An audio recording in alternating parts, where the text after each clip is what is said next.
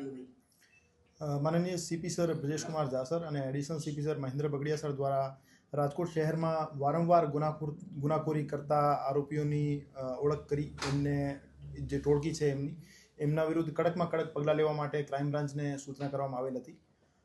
આ સૂચનાની અનુપાલનાના ભાગરૂપે એસીપી શ્રી ભરત વસિયા સાહેબ, પીઆઈ શ્રી ગોંડલિયા સાહેબ, પીઆઈ શ્રી મનોજ ડામોર સાહેબ, પીઆઈ શ્રી જાદવ સાહેબ એમની ટીમો દ્વારા અને ખાસ તौर ઉપર પીએસઆઈ શ્રી સીવી જાડેજા સાહેબ દ્વારા એવી ટોળકીઓને આઈડેન્ટિફાઈ કરી એના વિરુદ્ધ ગુસ્સી ટોકની દરખાસ્તો કરવાની કામગીરી ચાલુ હતી.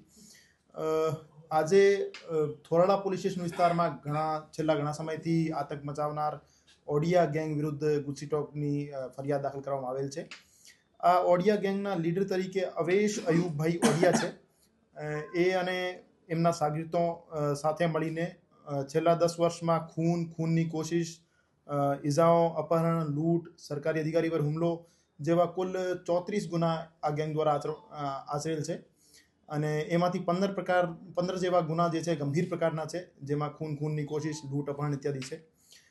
કુલ 10 પૈકી અરબાજ, સબીર, ઇમ્તિયાજ, અનીશ, શાહિદ સહિત 9 આરોપીઓ ક્રાઇમ બ્રાન્ચ દ્વારા સગંજામાં લઈ લેવામાં આવેલ છે.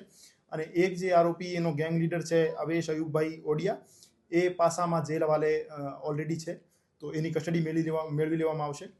અને આ તમામ આરોપીઓની જે ગેરકાયદેસર પ્રવૃત્તિઓથી જે અર્જિત મિલકત છે એમની તપાસ થશે અને એને ટાંચમાં લેવાની કાર્યવાહી કરવામાં આવશે.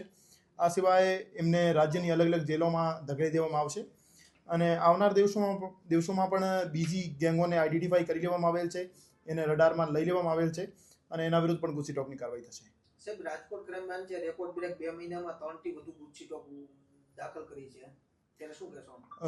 રાજકોટ શહેરમાં ઓર્ગેનાઇઝડ ક્રાઇમ એટલે જે ટોળકી બનાવીને લોકોમાં ભય ફેલાવવાનું કામ કરે છે, એવી જે ટોળકીઓ છે એની કમર તોડવા માટે માનનીય સીપી સરની કડક સૂચના હતી. તો છેલ્લા 2 મહિનામાં કુલ 4 જીસીટીઓસી ના ગુના દાખલ કરી દેવામાં આવેલ છે. અને આવનાર દિવસોમાં પણ જે વારંવાર ગુનાખોરી કરતી ટોળકીઓ છે એના વિરુદ્ધ જીસીટીઓસી કરવાની તૈયારી ક્રાઇમ બ્રાન્ચ દ્વારા કરી લેવામાં આવેલ છે. સાહેબ, આ ગેંગની મુખ્ય પ્રવૃત્તિ શું હતી? કોઈ બિઝનેસ કરતા હતા કે કોઈ લૂંટફાટ કે એવી રીતે શું? આ ગેંગ જે ઓડિયા ગેંગ રીતે ઓળખાય છે એના વિરુદ્ધ લૂંટના ગુના તો દાખલ છે જ. આ સિવાય એમની ઇન્કમનો મૂળ સોર્સ પ્રોહિબિશન નો વ્યાપાર હતો, જે અવૈધ શરાબની તસ્કરી કરતા હતા અને એના વિરુદ્ધ પ્રોહિબિશન એક્ટ હેઠળ ગુના પણ દાખલ છે. પર હવે જે ગેરકાયદેસર પ્રવૃત્તિઓથી ઉપજાવેલ મિલકતો છે એમની એ ટાંચમાં લઈ લેવામાં આવશે. કેટલા ટાઈમથી સક્રિય થઈ? આમ તો છેલ્લા ઘણા વર્ષોથી આ ગેંગ સક્રિય હતી, પણ અમે જે ગુસ્સી ટોક છે એમાં છેલ્લા 10 વર્ષની પ્રવૃત્તિઓને ધ્યાને લીધેલ છે, જેમાં છેલ્લા 10 વર્ષમાં આ ગેંગ વિરુદ્ધ 34 જેવા ગુના છે અને 15 એમાં ગંભીર ગુના છે. આ એમનું સરનેમ છે ઓડિયા, અને એના સરનેમ આધારે ઓડિયા ગેંગ એમનું નામ છે. Okay sir.